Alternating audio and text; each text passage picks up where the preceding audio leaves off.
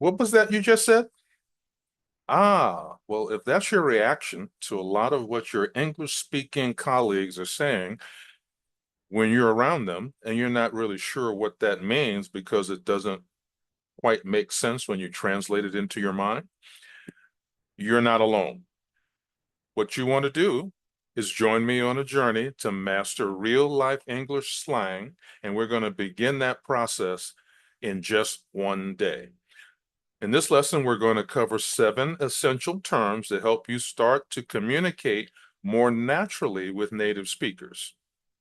So, welcome to Mastering English Communications. Today's topic is mastering real life English slang made easy. So, get your pen, get your paper ready to take notes because we're beginning now.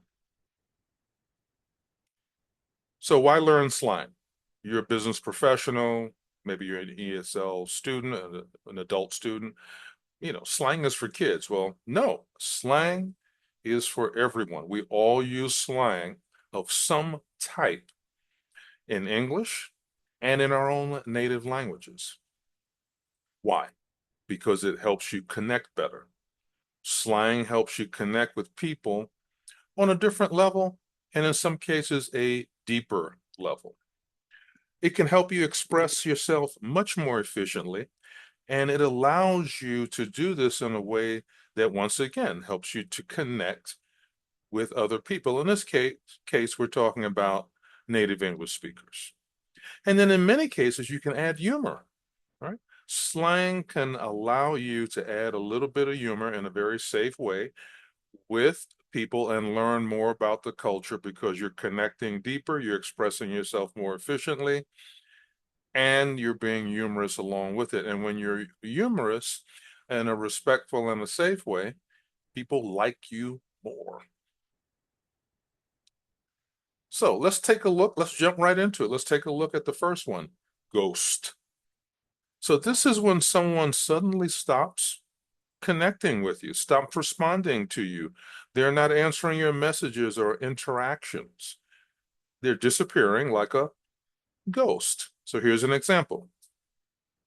You haven't been able to reach someone that you were in regular contact with of some type.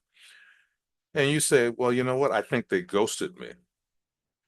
Now, this is often used in dating contexts, but it can be used in other contexts as well. Number 2, low key. So this is actually interesting because this is a way for you to express a subtle or a secretive feeling about something or someone. You're low key about it. You're not open about it. You're not openly admitting something. You're low key. It's implied. You hint at feelings or thoughts without directly stating them. You're low key. And the opposite, this is slang term number 3, high key. So this is the opposite of low key, obviously. But you're open and you're enthusiastic and you're admitting to something. And in many cases, you might be excited about it. You're openly excited about it. You're openly enthusiastic about it. And you're emphasizing something as well, right? Because you can use high key to emphasize a point very strongly. You're high key about it. And this is a simple word, slang term number 4, extra. Now, this doesn't mean just a little bit more salt on the food, a little bit more sugar in the coffee, or something like that nature. This is more about describing someone being too much or overreacting. Hey, that guy is extra. He's over the top. He is overly dramatic. He is excessive. And by the way, it's not just that guy, it can be that woman as well. Number 5, salty. Okay, it describes a person being negative or unable to let go of something that is not positive or something negative or failure or something that happened to them that is not positive, maybe a loss. And they use this word, salty, because salt is a little bit bitter. And so the person is seen as being maybe bitter, maybe being resentful, or holding a grudge. Yeah, well, she's a little bit salty about not getting that deal. Okay. And by the way, all of these words can be used in business as well, depending on who you're speaking with. Many times you might be speaking with colleagues, but in some other cases, maybe even if you've developed a close relationship with a client, you might start to use some of this type of slang. Number six, savage. Now, this is used to refer to someone being brutally honest or sarcastic, right? They're ruthless. They have a sharp wit. They a little bit savage with their wit, often used for clever or sarcastic comments. Or they're being very blunt. Can you describe someone being straightforward?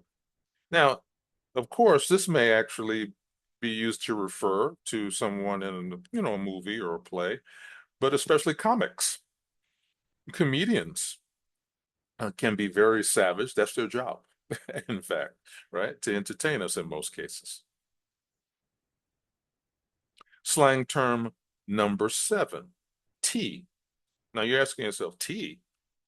Yeah, tea.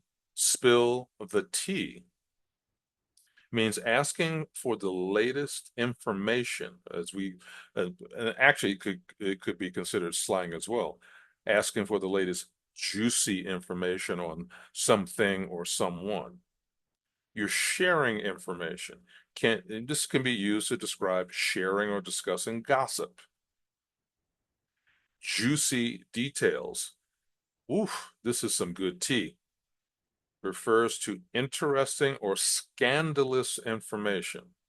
Oof, this is some good tea on that person. So let's put it all together.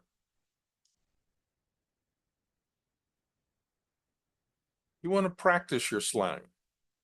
What? Practice slang? Yeah, practice slang so you know when to use it. Because if you use it incorrectly, you're going to embarrass yourself for no reason. So just understand and practice. Now you can certainly ask someone for their input or maybe practice with someone and ask them, did I use that correctly?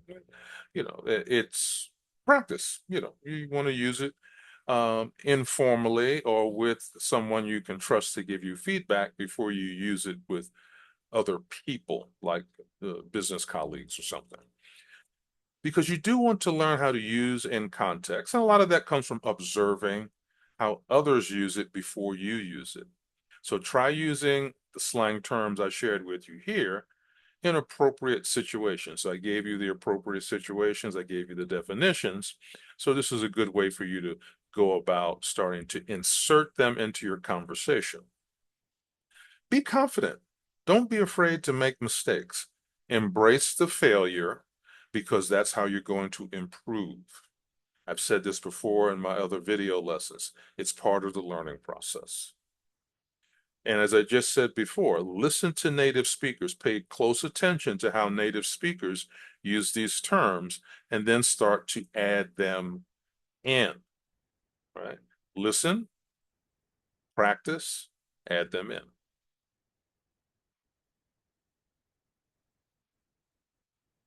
And then the benefits of learning slang. Let's just revisit that. The benefits are it's a more natural communication because you're talking to people, they're using it. You finally start to follow what they're saying and how they're using it. So you sound more like a native speaker in casual settings. You don't sound as formal. And it gives you greater cultural understanding. You gain insights into the culture behind the language. And if you're in a large country, especially, you're going to hear different regions have different slang terms. So you have an adventure here in learning the slang, not just in the place where you are, Let's say if you were in the United States, not just in the Northeast, but also they're going to have different slang terms in the Southeast, which are going to be different than from the Northwest, right? So you always want to be paying attention. What are they saying that at first doesn't really translate for you, but as you see people react to it, okay, that's what they mean. And this will give you a fantastic confidence boost. You're going to feel much more comfortable in informal conversations. So the next steps, practice daily. Use these terms, put them into your conversations regularly. Keep learning. You've heard this from me before, continuous learning. Explore more slang terms. This way you will expand your vocabulary. The 7 I shared with you today are just 7, right? There are many, many more in English as there are in your own language. So start to explore them, start to add on. Share your progress. Discuss your favorite slang terms in the comments. Share with us. And then, of course, people who are learning language that you're in contact with, share some of the slang terms they've learned and how they were used in the environments they are in. So thank you for watching. Like, share, subscribe, leave a comment, and I will see you next time as we continue our linguistic terms together and our linguistic adventure together, and maybe even our linguistic slang together. Take care.